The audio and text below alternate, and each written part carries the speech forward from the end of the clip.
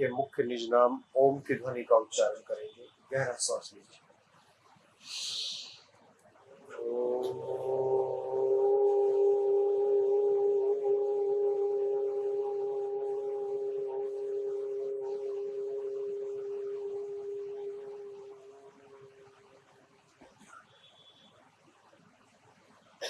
ओम त्वं हीनः पितावसो त्वं माता शतक्रतो बभूविथ अधाते सुम्नमीमहे।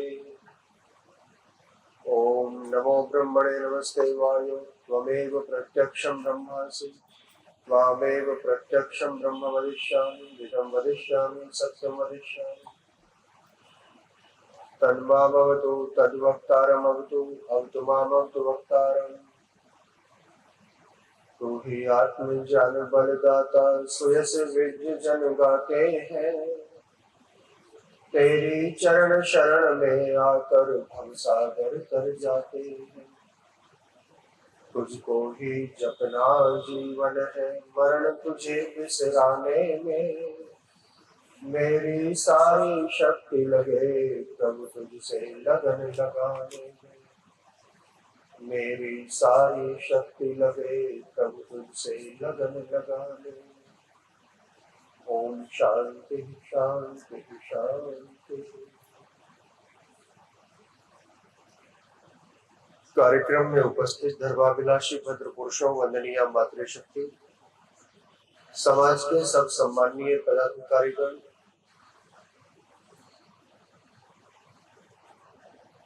मंच पर उपस्थित सन्यासी वृंद और आगरा के विभिन्न आर्य समाजों से पधारे हुए सब धर्माचार्यगण,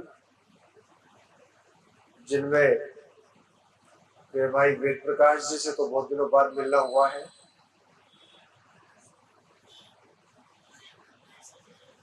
इस यज्ञ के ब्रह्मा आचार्य विश्वेंद्र शास्त्री जी और मुझसे पूर्व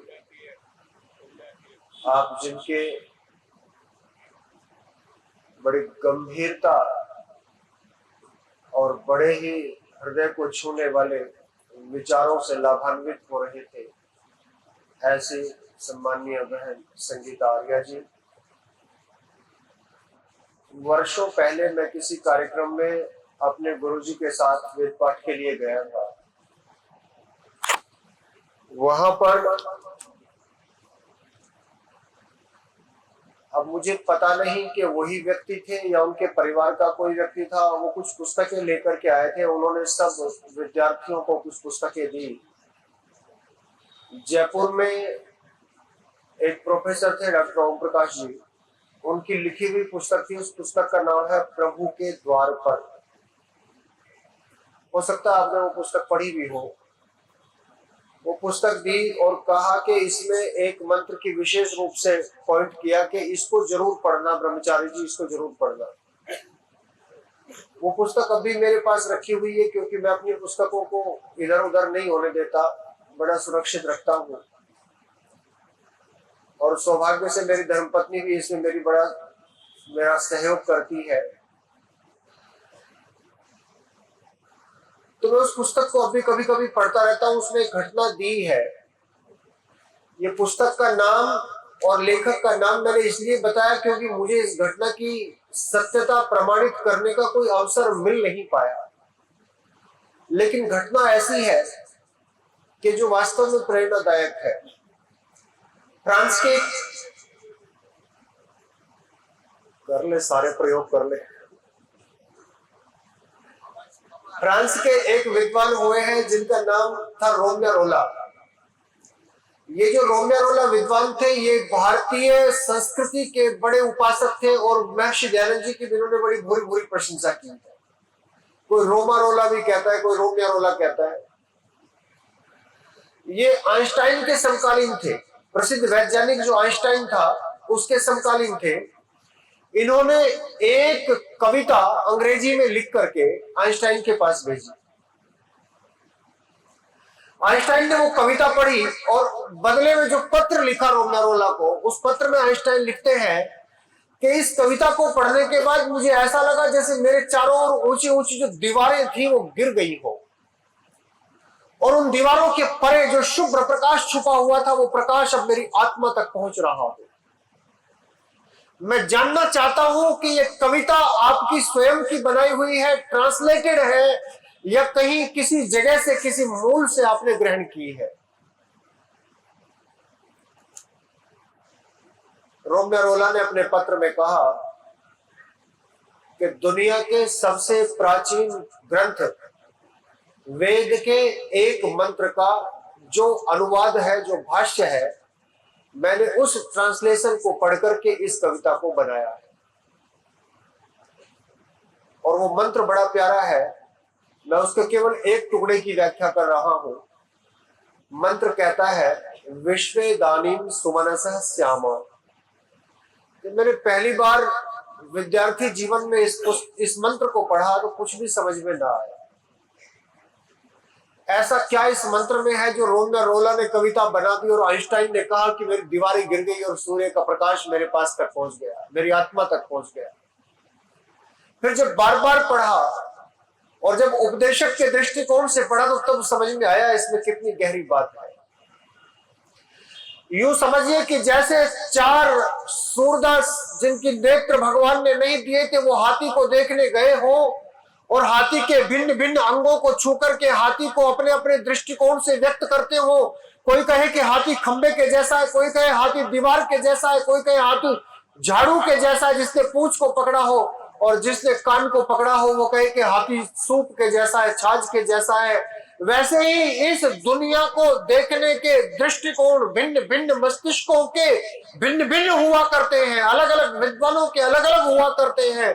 यही बात मनोवेद के इस मंत्र के द्वारा समझाई है कि ऐ संसार के लोगों, भगवान से प्रार्थना करो कि विश्व दानीम सुमनसः श्यामा, हे परमेश्वर हम फूलों के जैसे बन जाएं, फूलों के जैसे बन जाएं।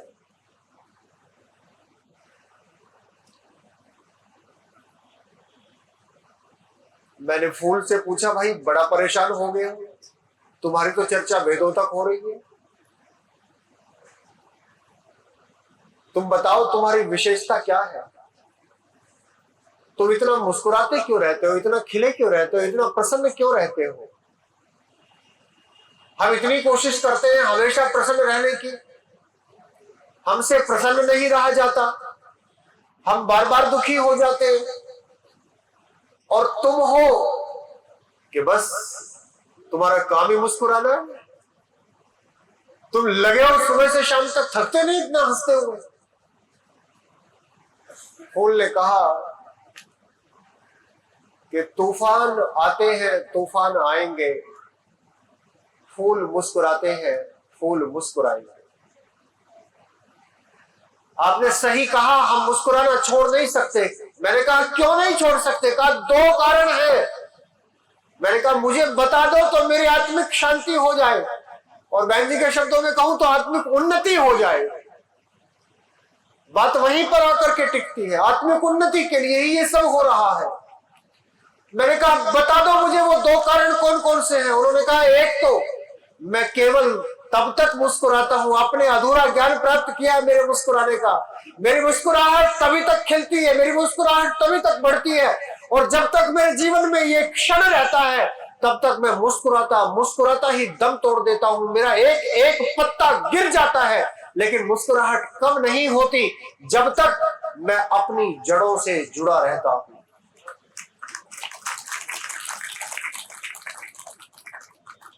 जिस क्षण मुझे डाली से तोड़ लिया जाता है उसी क्षण से मेरी मुस्कुराहट कम होना प्रारंभ हो जाती है। मैं सिकुड़ने लगता हूं, मैं मुरझाने लगता हूं, मैं सूख जाता हूं, मैं कुम्हला जाता हूं। लेकिन अगर मैं डाली पर लगा रहूं तो मेरा एक एक पत्र गिर जाएगा लेकिन मुस्कुराहट मेरी कभी भी खत्म नहीं होगी। बस यही बात है कि जो अपने मूल से जुड़े रहते हैं वो सदा मुस्कुराते रहते हैं। बहन जी की आज्ञा हो तो दो पंक्तियां बोल दूं।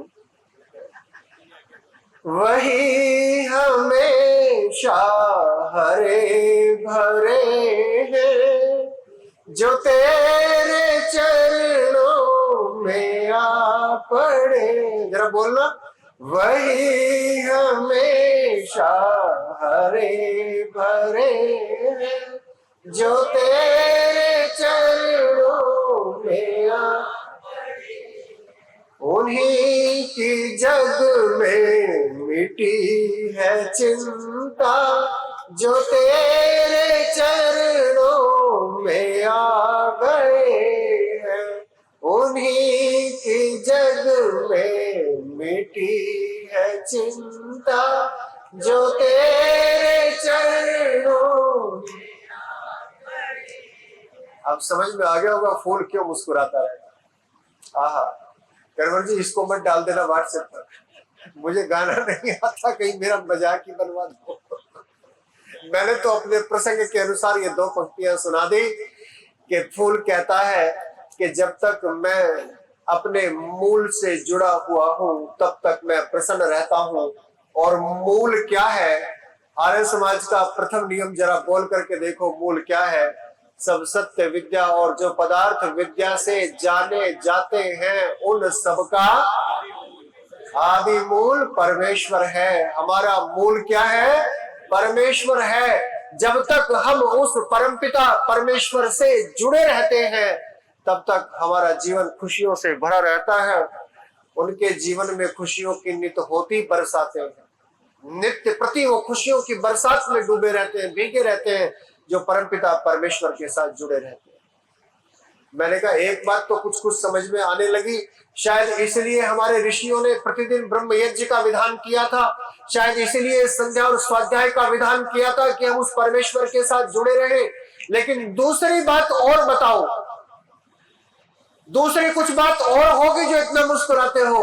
उसने कहा मूल से जुड़े रहने के बाद एक बात स्वतः जीवन में आ जाती है कि जो व्यक्ति अपने मूल से जुड़ जाता है उसका जीवन परोपकारमय हो जाता है, दूसरों के लिए हो जाता है। फूल कहता है मेरे जीवन में मेरे अपने लिए मुझे कुछ भी इच्छा नहीं होती, मेरा रंग दूसरों के लिए, मेरी खुशबू दूसरों के लिए, मेरा सर्वस्व दूसरों के लिए, मैं इसलिए मुस्कुराता रहता। जिस क्षण व्यक्ति के जीवन में स्वार्थ प्रवेश करता है उसी क्षण व्यक्ति भीतर से कलुषित होने लगता है, कलुषित होने लगता है। और एक बहुत प्रसिद्ध घटना वर्षों से आप सुनते आ रहे होंगे कि कोई वृद्ध महिला माता जंगल के रास्ते जा रही थी, साथ में गठरी भी थी, सर पे रखी हुई थी, गर्मी के दिन थे, घुड़सवार आया, माता ने कहा अरे बेटा मुझे जरा अगर नगर तक छोड़ देना, मेरी गठरी में वजन है। घुड़सवार ने कहा नहीं मुझे बहुत जल्दी है, चला गया। थोड़ी दूर आगे जाकर के आया कि गठरी में तो माल भी हो सकता है, माल भी हो सकता है। वापस आया, वापस आकर के कहने लगा माता जी मुझे आप पर दया आ गई, आ जाओ बैठ जाओ, आपको अगले नगर तक छोड़ दूंगा। माता जी ने कहा नहीं अब नहीं बैठूंगी। उसने कहा क्यों नहीं बैठोगे? कहा जिसने तुझे वापस भेजा उसी ने मुझे बता दिया कि अब तेरे हृदय में परोपकार नहीं बल्कि अब तेरे हृदय में स्वार्थ प्रवेश कर गया है, इसलिए अब मैं तेरा कोई सहयोग लेने के लिए तैयार नहीं हूं। जब आप परोपकार करो तो निस्वार्थ भावना के साथ, जब आप दूसरों की भलाई करो तो निस्वार्थ भावना के साथ, जब आप कोई भी काम करो तो निस्वार्थ भावना के साथ। ये क्या बात हुई कि आपने अपना अपना पेट तो भर लिया, अपने अपने बच्चों के लिए तो आपने सुंदर सुंदर महल बना करके रख दिया और पता चला बच्चे उनमें रहने को तैयार नहीं। चंडीगढ़ में एक आर्य समाज में मैं गया था, वहां एक परिवार में भोजन करने गए, अब तो वो नहीं रहे, डॉक्टर वेद प्रकाश श्रोत्रिय जी, उनके साथ में मैं गया था। और एक स्वनाम धन्य व्यक्ति भी थे वहां पर उस समय। खैर वहां गया मैं उनके यहाँ भोजन करने के लिए, तो हमने पूछा, भोजन करने के बाद बड़ा स्वादिष्ट भोजन बनाया कर्मचारियों ने। उनके कर्मचारी थे एक वृद्ध माता और पिता जो उस परिवार में रहते थे। मैंने उनसे पूछा कि परिवार में और कौन कौन है, उनको सबको बुला लाइए, अभी बैठ करके कुछ धर्म चर्चा करेंगे आपके परिवार में। तो उन्होंने कहा परिवार में तो और कोई नहीं, हम दो रहते हैं और ये दो हमारे कर्मचारी रहते हैं, पति पत्नी ये दोनों रहते हैं और हम दोनों रहते हैं। मकान इतना बड़ा है, उसमें इतने बेडरूम है, उसमें इतने हॉल है, इतनी सारी चीजें हैं। और मैंने कहा संतानें बच्चे कहाँ रहती है? तो वृद्ध व्यक्ति मुस्कुराने लगे और कहने लगे जब आप गली से बाहर जाएं तो एक बार दाएं देखिएगा, एक बार बाएं देखिएगा। इस गली के दाहिनी ओर डेड एंड है, अर्थात ये गली बंद है, इसमें आगे पार होने का रास्ता नहीं है। और इस गली में 20 घर एक तरफ है और 20 घर एक तरफ है, लगभग 40 घर है। और 40 घर में से केवल 4 या 5 परिवार ऐसे हैं जिनमें बच्चे रहते हैं, बाकी लगभग सभी घरों में हमारी तरह बुजुर्ग वृद्ध रहते हैं। हम लोग अपनी युवावस्था में बड़े बड़े अधिकारी थे, बड़े बड़े व्यापारी थे, बड़े बड़े उद्योगपति थे, हमने खूब धन कमाया और अपने बच्चों के लिए इतने बड़े बड़े मकान बनाए। न जाने कितने लोगों को खून चूस चूस करके हम लोगों ने इन अपने मकानों की नींवों में ईंट भर दी। लेकिन आज जिन बच्चों के लिए हमने ये मकान बनाए थे, वे बच्चे हमसे दूर रह करके खुशी अनुभव करते हैं, हमारे पास रहना नहीं चाहते। वो हमारे पास रह नहीं रहे और हमें अकेले छोड़ करके चले गए, मानो हमें पूरे जीवन की विगत भूत घटनाओं पर चिंतन करने के लिए छोड़ गए हो कि तुमने किनके लिए धन कमाया था, तुम्हारे लिए तो एक कमरा भी पर्याप्त था। काश कि इस धन का उपयोग उस समय धर्म के लिए किया होता, इस धन का उपयोग कहीं गुरुकुल चलाने के लिए किया होता, इस धन का उपयोग परोपकार के लिए, बच्चों की शिक्षा के लिए किया होता, तो आज हमें अकेले न बैठना पड़ता। आज हमारे चारों ओर न जाने कितने लोगों की भीड़ खड़ी होती, रोज हमसे कितने लोग मिलने आया करते। हमने केवल और केवल अपने ही बच्चों के, अपने ही बालकों के लिए विचार किया, तो आज हमारे अपने भी हमें छोड़ करके चले। स्वार्थी व्यक्ति का अंततः यही हाल होता है।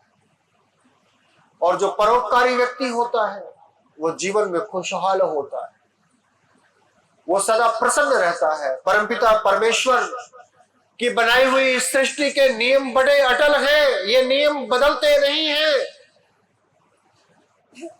इस संसार में जो यज्ञ को सर्वश्रेष्ठतम कर्म कह करके परमपिता परमेश्वर ने हमें करने का उपदेश दिया, वो इसीलिए ताकि हम उस यज्ञ से शिक्षा ग्रहण कर सके। हर आहुति डालने के बाद बार बार बोले कि इदं न मम, ये मेरा नहीं है, ये मेरा नहीं है। जो इस धन को पाकर के, जो इस संपत्ति को पा करके, जो इस साधनों को पा करके गर्व में फूले नहीं समाते, वो बार बार यज्ञ की आहुति डालते हुए चिंतन करे कि इदं न मम, इदं न मम, ये मेरा नहीं है। इसको थोड़ा सा दूसरों के लिए लुटाओ, थोड़ा सा परोपकार के लिए लुटाओ। और जो लोग परोपकार के लिए लुटाते हैं उनका क्या परिणाम होता है, मैं आपको एक छोटा सा उदाहरण दे दूं। बहन जी ने भामाशाह जी की चर्चा की थी। आर्य समाज की एक प्रतिनिधि पत्रिका है जिसका नाम है परोपकारी। परोपकारी पत्रिका आप सबके घर पे आती होगी मेरा ख्याल है, नहीं आती हो तो मंगानी चाहिए, परोपकारी पत्रिका मंगानी चाहिए। ये पत्रिका अजमेर से छपती है, महर्षि दयानंद जी की उत्तराधिकारिणी परोपकारिणी सभा है, वहां से छपती है। आप ढूंढेंगे तो आपको ऑनलाइन सब पता वता मिल जाएगा मोबाइल पर, आप उससे मंगाएं परोपकारी पत्रिका, बड़ी अच्छी पत्रिका है। इस पत्रिका के मुख पृष्ठ पर लगभग 5 वर्ष पहले एक पत्र प्रकाशित हुआ। वो पत्र उदयपुर के राणा का था। उदयपुर के राणा ने उदयपुर नगर के कुछ श्रेष्ठियों को, कुछ सेठों को वो पत्र लिखा था और उसमें लिखा कि हमने सुना है कि उदयपुर नगर के श्रेष्ठियों की एक सभा अमुक तिथि में अमुक स्थान पर संपन्न हुई और जिसकी अध्यक्षता आपने की, जिसको वो संबोधित किया हुआ था उसमें लिखा हुआ था जिसकी अध्यक्षता आपने की। उदयपुर के राणा कहते हैं मैं आपको एक राजपद पर अभिषिक्त होने के अधिकार से ये जताना चाहता हूं कि पूर्व काल में भामा शाह जी ने हमारे पूर्वजों की बहुत सहायता की थी। ये लिखा उस पत्र में, भामा शाह जी ने हमारे पूर्वजों की बहुत सहायता की थी, जिसके बाद हमारे परिवार में यह परंपरा चली आती है कि इस नगर में अगर नगर सेठों की कोई भी सभा होगी तो उसकी अध्यक्षता भामा शाह जी के परिवार का ही कोई व्यक्ति करेगा। और वो लिखते हैं आगे कि काल क्रम से यद्यपि आज उनके पास इतना अधिक धन नहीं, तथापि यह राजाज्ञा है और भविष्य में इसका ध्यान रखा जाए कि अगर उदयपुर नगर में कोई भी सभा नगर सेठों की आयोजित हो तो उसकी अध्यक्षता भामा शाह जी के परिवार का ही व्यक्ति करे। परोपकार का कितना बड़ा फल मिलता है। आज धन तो मान लो भामा शाह जी के परिवार में नहीं रहा, उन्होंने अपना सर्वस्व समर्पित कर दिया था, दोबारा खड़े होने में तो वर्षों लग जाते हैं, पीढ़ियां बीत जाती हैं और परिस्थितियां भी वैसी कई बार होती है, कई बार नहीं होती, लेकिन सम्मान आज भी इतना है कि उदयपुर का राणा कहता है कि मेरे नगर में अगर कोई सभा होगी तो उसकी अध्यक्षता केवल भामा शाह जी के वंशज करेंगे, उसके अलावा और कोई नहीं कर सकता। ये परोपकार का ही तो फल था। इतने बड़े सम्मान, इस सम्मान के लिए ही तो दुनिया जीती है, इस सम्मान के लिए ही तो दुनिया प्रसन्नता व्यक्त करती है, इस सम्मान के लिए ही तो हम सब कमाते हैं। कमाने के बाद भी तो हम यही चाहते हैं कि दुनिया हमें जरा तारीफ के दो शब्द बोल दे। मकान बड़ा बनाते हैं तो यही तो करके सोचते हैं कि जरा दो शब्द बोल दे कोई, क्या बढ़िया मकान बनाया है। जरा से सुंदर वस्त्र पहनते, बड़ी गाड़ी रखते, तो बड़ी गाड़ी रखने का क्या फायदा अगर आप जंगल में जाकर के छत्तीसगढ़ में चले जाओ, बस्तर के आदिवासी इलाके में चलाओ उस गाड़ी को, क्या फायदा उस गाड़ी का। उस गाड़ी का लाभ तो तभी है जब आप यहाँ पर चलाओ फ्रीगंज में और कोई आकर के रोके हाथ और हाथ देकर कहते भाई गाड़ी बड़ी शानदार है, कब ली, कितने की ली, कहां से ली, मजा आ गया, बहुत निगाहें हटती ही नहीं, तभी तो मजा है उसका। अरे इन सबसे अधिक प्रशंसा संसार में उसकी होती है जो दूसरों की भलाई करता है, जो दूसरों का परोपकार करता है। स्वार्थी की प्रशंसा केवल मुंह देखे की होती है, सामने की होती है, और जो परमार्थी होता है, जो परोपकारी होता है, उसकी प्रशंसा सदा सदा की होती है। परमेश्वर के साथ, मूल के साथ जुड़ने का ये मूल मंत्र है कि हम परोपकार करें। यही इस यज्ञ का भी मूल मंत्र है। जो हम यज्ञ करते हैं इसका भी आधार यही है, परोपकार करें, इधर न मम, परोपकार करें। आइए मंत्र के इस छोटे से भाग के, इस छोटे से उद्देश्य को हम समझें। मंत्र कहता है, हे ईश्वर हम पर कृपा करो, हमारा जीवन फूलों की भांति बना दो। परमेश्वर पूछते हैं फूलों में ऐसी क्या विशेषता है जो फूलों के जैसा बनना चाहते हो। तो भक्त कहता है, हे परमेश्वर जैसे फूल अपने मूल से जुड़ा होकर के सदा खुश रहता है, प्रसन्न रहता है, वैसे ही मैं भी आपके साथ सदा जुड़ करके आपकी भक्ति, आपकी उपासना करके सदा अपने जीवन में प्रसन्नता को धारण करूं। और जैसे पुष्प का जीवन, संपूर्ण जीवन परोपकार के लिए ही होता है, स्वार्थ के लिए कुछ नहीं होता, वैसे ही मेरा जीवन भी परोपकार के लिए ही हो, जिससे मुझे भी यश प्राप्त हो, प्रसन्नता प्राप्त हो और आनंद की प्राप्ति हो। ऐसा मेरा जीवन हो, ऐसी मैं भक्ति करूं, ऐसा मैं अपना मनुष्य का जीवन बना करके कृतार्थ करूं। इन्हीं शब्दों के साथ अपनी वाणी को विराम देता हूं। ओम शांति शांति शांति।